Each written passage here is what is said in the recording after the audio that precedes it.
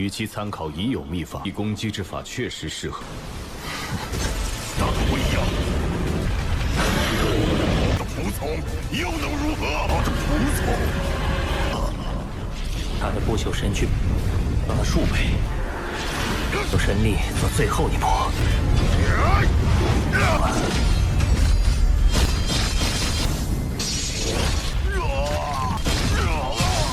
饶过我吧，自己的父王，饶命！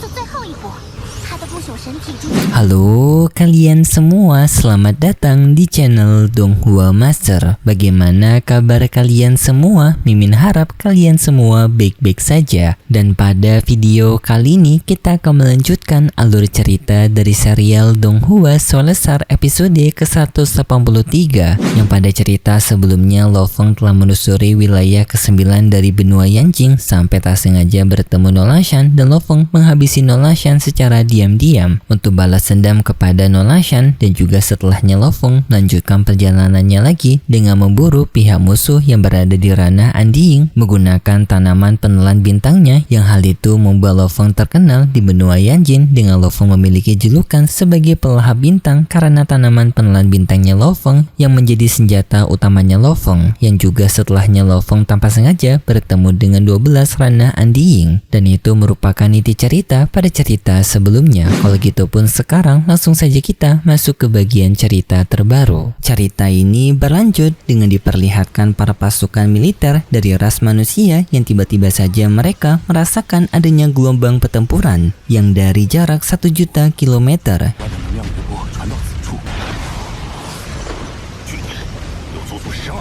Yang kekuatan itu mereka rasakan berasal dari 12 Andying dari aliansi serangga Zerg. Orang-orang di sana penasaran siapa orang yang telah berani untuk mengganggu 12 ranah Andying secara langsung. Yang lalu pun kita berpindah ke tempat pertempuran tersebut, yang dimana pertempuran Lo Feng melawan 12 ranah Andying. Di sana dalam pertarungan itu Lo Feng dikeroyok oleh 12 ranah Andying, membuat Lo Feng terdesak, dan Babata khawatir kepada Lo Feng, menyuruh Lo Feng untuk mundur, tetapi Lo Feng menolaknya karena Lo Feng menganggap dirinya belum mengeluarkan potensi kekuatannya. Yang lalu pun Lo Feng melanjutkan pertarungannya, yang dalam pertarungan tersebut singkatnya Lo Feng mendapatkan satu momentum untuk menghabisi salah satu dari mereka, yaitu dengan Lo Feng langsung menggunakan teknik barunya yang disebut sebagai Strike Travel.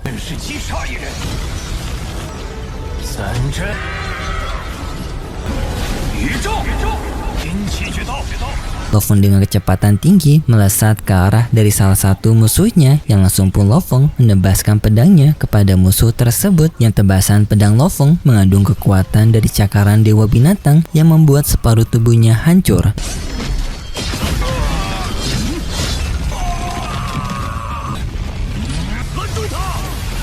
Lo Feng menyuruh kepada tanaman penelan bintangnya untuk memusnahkan musuh tersebut yang bernama Long Xiao, tetapi di saat itu para anggota rekan-rekannya Long Xiao langsung menyelamatkan Long Xiao. Dengan Andying ras cahaya menyerang tanaman Lo Feng menggunakan benang kehidupan, yang membuat Long Xiao pun bisa terbebas dari jeratan tanaman penelan bintang, yang membuat ia selamat.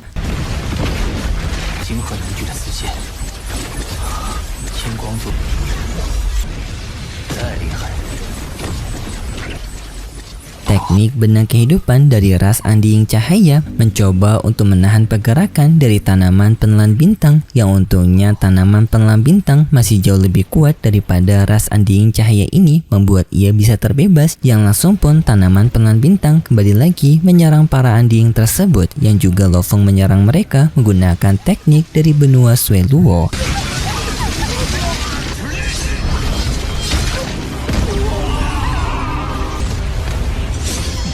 yang seketika memberikan kehancuran tubuh bagi para ranah Andying tersebut dan membuat adanya beberapa anggota mereka yang berhasil ditewaskan oleh Lo Feng. Hal ini pun membuat para Andying tersisa menjadi sangat khawatir dengan pertarungan ini dan mereka memutuskan untuk mundur dengan mereka masing-masing yang berpencar. Di sana Lo Feng hanya mengincar salah satu orang saja, yaitu Long Xiao, yang langsung pun Lo Feng menangkap Long Xiao tersebut menggunakan tanaman penelan bintangnya.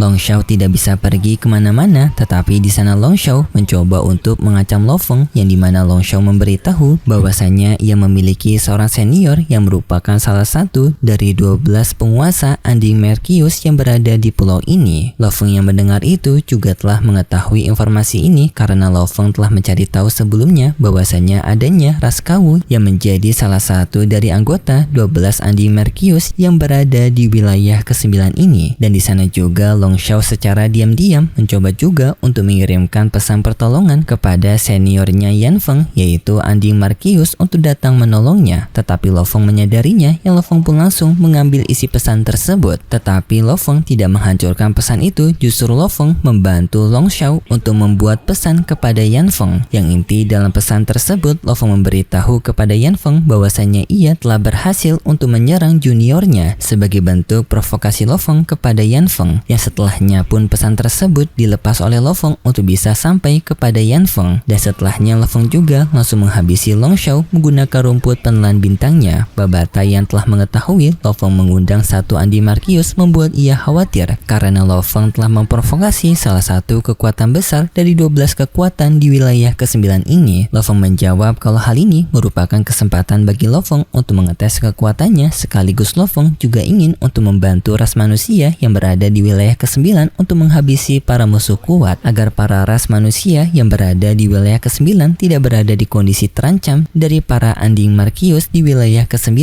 Yang lalu pun kita berpindah kepada sang ranah Anding Markius yang dimaksud, yaitu Yan Feng, yang di sini juga Yan Feng mendapatkan laporan dari para teman-temannya Long Shui sebelumnya bahwasanya sang pelahap bintang alias Lo Feng telah menghabisi Long Shui dan juga memprovokasi para anggota ras Kawu mereka. Hal ini pun seketika membuat Yan Feng menjadi sangat marah dengan mengeluarkan aura kekuatan domain apinya. Ia mengatakan kalau Lo Feng telah bertindak berlebihan untuk menghabisi juniornya dan menghina suku rasnya. Yan Feng berjanji kalau ia akan balas dendam kepada ras manusia dengan menghancurkan Lo Feng terlebih dahulu. Yang lalu pun Yan Feng dengan kecepatan tinggi pergi menuju ke lokasinya Lo Feng. Tak lama kemudian Yan Feng telah sampai di tempatnya Lo Feng, yang di sana Yan Feng memberikan pujiannya kepada Lo Feng karena Lo Feng yang tidak mencoba kabur darinya. Lo Feng menjawab Yan Feng dengan bermaksud merendahkannya, yaitu Lo Feng meminta kepada Yan Feng untuk tidak mengecewakan dirinya karena Lo Feng sudah lama menunggu. Yan Feng yang mendengar itu pun sangat marah, yang langsung pun pertarungan mereka berdua dimulai.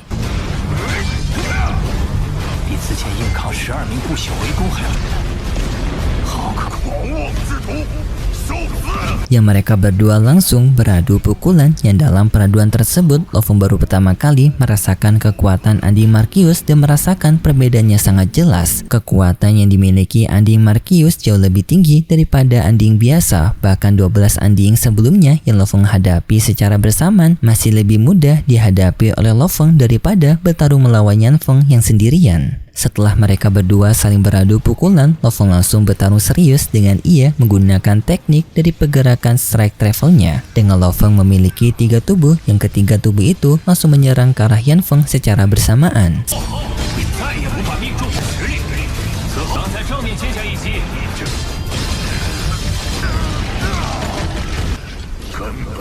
Serangan Lo Feng dilepaskan secara bertubi-tubi, yang serangan itu mengenai Yan Feng, tetapi sayangnya bagi Yan Feng serangan Lo Feng tidak terasa olehnya karena pertahanan kulit yang sangat tebal dari Yan Feng yang merupakan ras Kawu. Lo Feng melepaskan serangan terakhirnya, yaitu perubahan ke-9 dari pedang harta yang senya, yang sayangnya serangan itu tetap tidak berhasil untuk melukai tubuh Yan Feng yang sangat keras.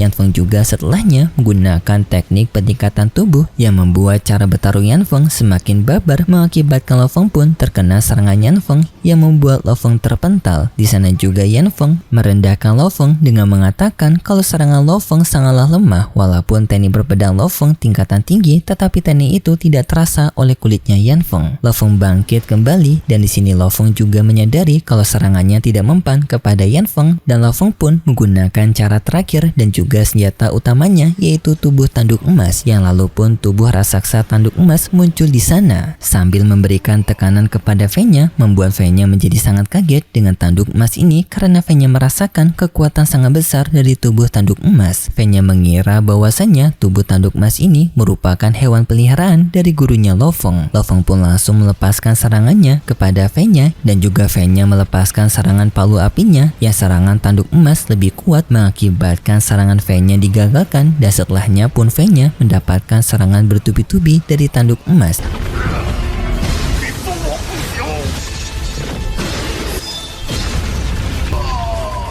V-nya yang menerima serangan tanduk emas merasakan kalau kekuatan seperti ini seharusnya tanduk emas berada di ranah Undying Emperor, yang setiap sekali cakaran dari tubuh tanduk emas bisa menghancurkan tubuhnya V-nya. Tetapi sayangnya karena V-nya merupakan Undying Markius, ia dapat regenerasi dengan sangat cepat bahkan dalam hitungan detik. Setiap tubuh V-nya dihancurkan oleh tanduk emas, V-nya dapat mengembalikan tubuhnya dalam hitungan detik dengan energi Undying-nya. Seolah-olah tanduk emas sekarang seperti memukul air yang tidak bisa ia hancurkan karena dapat membentuk kembali tubuhnya setiap kali hancur. Lo Feng sendiri juga telah menghitung dengan semua harta yang ia miliki, kekuatan tanduk emas sekarang sudah menyamai 16.600 dari ranah penguasa sektor, yang jika digabungkan setara dengan ranah Undying Emperor. Tetapi Lo Feng menyadari hal itu cukup percuma jika menghadapi ranah Undying Markius yang memiliki energi Undying untuk bisa meregenerasi tubuhnya V-nya terus menerus.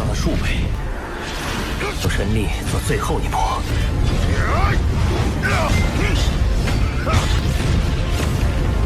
Yang dalam pertarungan itu juga V-nya membakar kekuatannya untuk meningkatkan kekuatannya agar bisa menghadapi tanduk emas, dan di sini Lo Feng dengan santai telah menemukan cara untuk mengalahkan V-nya, yaitu Lo Feng menyuruh tanduk emas untuk menggunakan sayap Shawu menyerang V-nya.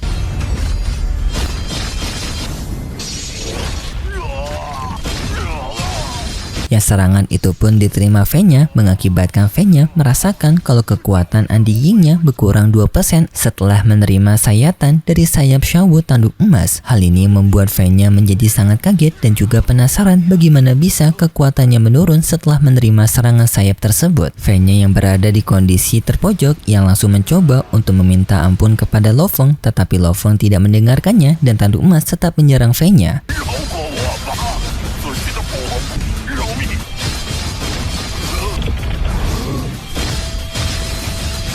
Membuat tubuh V-nya hancur, yang kali ini tidak hanya tubuh V-nya hancur tetapi juga energi Undying-nya terus-menerus menurun akibat sayatan dari sayap tanduk emas, mengakibatkan V-nya semakin berada di kondisi terpojok, dan V-nya pada akhirnya memutuskan untuk mengakhiri hidupnya sendiri, yaitu dengan ia melakukan ledakan besar agar untuk bisa menewaskan Lo Feng bersamanya. Ledakan sangat dahsyat pun terjadi, yang untungnya Lo Feng tetap selamat karena pertahanan dari sayap Shawu yang jauh lebih kuat, membuat ledakan V-nya sama sekali tidak mempan bagi Lo Feng, dan Lo Feng pun langsung pergi meninggalkan lokasi pertempurannya bersama dengan tubuh tanduk emas. Yang setelah menguji sayap Shawu ini membuat Lo Feng sangat puas karena sayap Shawu jauh lebih kuat dari apa yang Lo Feng kira. Dengan sayatan dari sayap Shawu ini, Lo Feng justru berpikir untuk bisa memanfaatkan sayap Shawu-nya sebagai sebuah senjata tebasan pedang, karena jika bisa dirubah seperti itu maka akan bisa meningkatkan daya serangnya kepada tanduk emas. Yang Lo Feng pun ingin membicarakan hal ini kepada gurunya, yaitu penguasa kota Primal. Singkatnya Lo Feng pun membuka komunikasi dengan gurunya, yang di sana gurunya Lo Feng juga telah mengetahui mengenai Lo Feng yang telah bisa menguji sayap Shawu, dan penguasa kota Primal memuji Lo Feng karena senjata sayap Shawu ini yang memang cocok dengan Lo Feng. Lo Feng juga bertanya mengenai metode serangan yang dapat ia gunakan untuk sayap Shawu sebagai sebuah serangan tebasan pedang, tetapi gurunya Lo Feng justru menyuruh kepada Lo Feng untuk membuat serangannya sendiri melalui referensi dari teknik Dewa Binatang. Lo Feng yang mendengar hal itu pun seketika mendapatkan tantangan yang berat, karena untuk teknik Dewa Binatang sendiri merupakan teknik yang rumit untuk dipelajari, dan sekarang Lo Feng disuruh untuk membuat tekniknya sendiri untuk bisa menandingi kekuatan dari teknik Dewa Binatang. Penguasa kota Primal memberitahu jika Lo Feng bisa memanfaatkan sayap Shawu sebagai sebuah serangan utama Lo Feng, maka hal itu akan bisa membantu Lo Feng, bahkan Lo Feng jika ingin berhadapan dengan ranah Undying Emperor. Emperor. Karena sepengetahuan dari gurunya Lo Feng bahwasanya sekarang Pulau Berkabut akan segera menghadapi situasi pertempuran besar-besaran untuk memperebutkan harta karun di sana. Lo Feng pun menerima saran tersebut dan cukup gila juga sekarang Lo Feng meningkatkan pemburuannya dengan menargetkan ranah Anding Emperor, bukan lagi ranah Anding Markios. Sedangkan di tempat lainnya kita diperlihatkan dari markas anggota otomaton yang di sini mereka sedang melakukan pemburuan mereka juga kepada ras manusia, tetapi masih belum diketahui dengan jelas rencana apa yang akan dilakukan oleh ras otomaton selanjutnya. Tetapi kita akan menemukan jawabannya untuk cerita minggu depan besok, dan cerita pada episode kali ini telah berakhir. Dan seperti biasa Mimin mengingatkan kalau cerita ini merupakan dongeng fiksi yang hanya bertujuan sebagai penghibur saja yang berasal dari karangan novel. Dan kalau gitu pun terima kasih buat kalian semua yang sudah menonton video ini sampai akhir. Jika kalian suka dengan video kali ini, bisa beri like serta subscribe, dan sampai jumpa di video selanjutnya. See ya!